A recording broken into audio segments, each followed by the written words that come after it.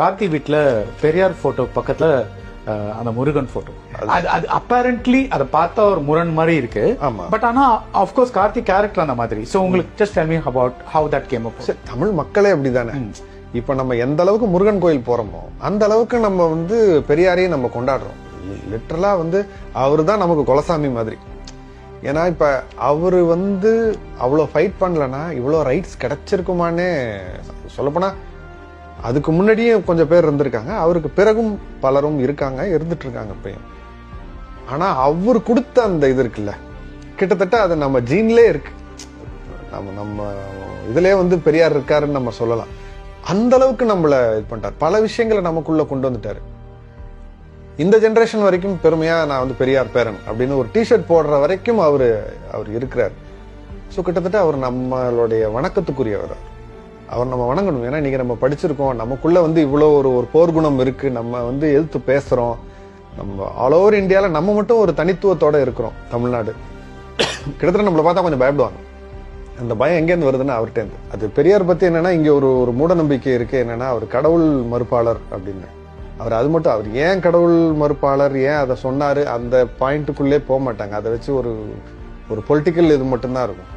அவர் அதை தான் அவர் சொன்னாருன்னா அவர் எதுக்கு மக்களை எல்லாரும் கோயிலுக்குள்ள போகணும்னு சொல்லி அவரே ஏன் கூட்டிட்டு போகணும். வைக்கம்லேயே அது பண்ணியிருக்காரு. அதனால தான் அவருக்கு வைக்கம் வீரர்னே பேரு. ஸோ அப்படி ஃபைட் பண்ணவர். So he's for people, he's not against any religion god. அது கிடையாது. So anything that is against people or the welfare of people or social justice, அவர் அதுக்கு அகேன்ஸ்டாக போனவர் தான், which is very good. So நம்ம அதை தான் சரியாக பார்க்கணும். ஸோ அதனால தான் அவரை நான் இதிலே வைக்கும் போது மக்கள் மனசுலேயே அவர் அப்படி தானே இருக்காரு. ஒரு தெய்வத்துக்கு இணையாக தான் அவரை நம்ம வச்சிருக்கிறோம். ஸோ அதனால தான் அவர் வெறும் தலைவர் கிடையாது.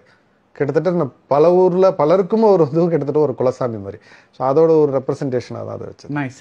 அரவிந்த் வந்து அந்த ஊருக்குள்ள வரும்போது நீடமங்கலம்னு again your point of view from Aravind's point of view, that is அது ரிவர்ஸ்ல வருது. இட்ஸ் நாட் கமிங் லைக் ஆடியன்ஸ்க்கு தெரியற மாதிரி. அது இப்படி வந்தா ஆடியன்ஸ் படிச்சிருவாங்க. பட் நீங்க இப்படி காமிக்கிறீங்க, அதுவும் நீங்க எப்படி பண்ணீங்க? ஆமா, அவருக்குள்ளே ஒரு முரண் இருக்குல்ல.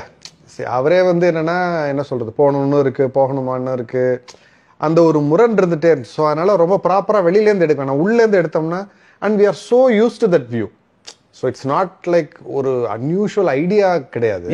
நீங்க உள்ள உட்காந்தீங்கன்னா உங்க பாயிண்ட் ஆஃப் வியூவே அப்படி. ஆக்சுவலி அது technically that is right. But நிறைய பேர் ஆடியன்ஸ் பாயிண்ட் ஆஃப் வியூல இருந்து அது எந்த ஊருன்னு காமிக்கணுங்கிறதுக்காக வெளியில இருந்து காட்டுவாங்க. But so actually it's breaking, you are doing what is technically right, but emotionally a little unusual. ஆமா. என்னன்னா அது அவருடைய ஒரு இதுவும் நமக்கு வரும், பட் பாயிண்ட் ஆஃப் வியூவும் அப்படிதான் இருக்கும். ஆமா, நமக்கு இவன் பின்னாடில இருந்து பாத்தீங்கன்னா நம்ம காலேஜ்ல நான் அந்த மாதிரி பஸ்ல போனதுதான், அந்த ரூட் பஸ்ல போனதுதான்.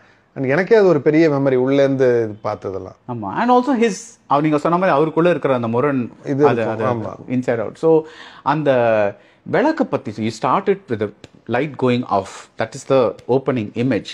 அண்ட் அந்த அவங்க வெளியே பேசி செகண்ட் ஹாஃப்ல ஒரு light source, I'm not saying அந்த சீன் வந்து லைட்டால லிட் பண்ணாலும் அந்த காண்டா விளக்கு, அந்த விளக்கு வந்து அது நீங்க பிளான் பண்ணி வச்ச ஒரு கான்ட்ராஸ்டா? ஆமா. ஓகே. ஏன்னா அது ஊர்ல நிறைய அது பண்ணுவோம், அது ஒண்ணு. ஆனா என்னதான் லைட் பண்ணியிருந்தாலும் பிரைமரி சோர்ஸ் அதுதான். If you see the artist they are lit up by that காண்டா விளக்கு தான். இங்க இவன் ஆத்துல அங்க பின்னாடி இப்ப டெலிட்டட் சீன்ல பாக்குறதெல்லாம் வேற எந்த சோர்ஸுமே கிடையாது, அது மட்டும் தான். அதை வச்சுதான், அதை வச்சு அவ்வளவு லைட் வருதா? நீங்க அந்த இது போட்டு எரியுது இல்ல, விறகெல்லாம் போட்டு எரியுது இல்ல, ஆக்சுவலா மண்ணை நோண்டி கீழே காண்டா விளக்கு புதைச்சிட்டோம். புதைச்சு அதுதான் எரிஞ்சுக்கிட்டு இருக்கு. மேல அது குச்சி வந்து சும்மா தான் அது, ஏன்னா அது இறங்கும் ஏறும். லைட் இன்டென்சிட்டி மாறிக்கிட்டே இருக்கும். அதனால அந்த விளக்க உள்ள புதைச்சிட்டோம். கன்சிஸ்டன்டா வரணும் அப்படிங்கிறதுக்காக. இன்னொன்னு அந்த அதோட இது இருக்குல்ல, அந்த விளக்கு அது ஆடுறது, காத்துல ஆடுறது, அதோட இதை வந்து நீங்க என்னதான் பண்ணாலும் நீங்க ரிக்ரியேட் பண்ண முடியாது. But you wanted to also say நான் I'm starting the film with a flame going out and இப்ப திருப்பி அது எரியிற மாதிரி அவரோட ஹீஸ் ரீஅனிமேட்டட் மாதிரி. So that is a thing that அது ஆக்சுவலா அதுல அந்த விளக்குல தான் லிட்ட பண்ணணும், அந்த ஒரு இது வரணுங்கிறதுல ரொம்ப பிடிவாதமா இருந்தோம். எல்லாம் முடிச்சுட்டு அந்த ஷாட் எடுக்கும் போது பார்த்தா அந்த விளக்க வைக்க மறந்துட்டாங்க. டேக்குக்கு முன்னாடி மறந்துட்டோம். அப்புறம் தான் டேய் அதான்டா முக்கியமான இதுவே அதான், அதை முதல்ல கொண்டு வைங்கன்னு சொல்லி அப்புறம் பண்ணது. நிறைய பேர் கொஞ்சம் பயமும் இருந்தது. படத்தோட ஃபர்ஸ்ட் ஷாட்டே விளக்கு அப்படி அணைக்கிறோம், அது ஒரு மாதிரி அபசகுணமா இருக்காதான்னு. அதெல்லாம் அது சகுனம் அபசகுனம்லாம் ஒன்றும் கிடையாது. இந்த கதையை எப்படி ஆரம்பிக்கணுமோ அப்படி ஆரம்பிச்சிருவோம் அப்படின்னு சொல்லி அதுல இருந்து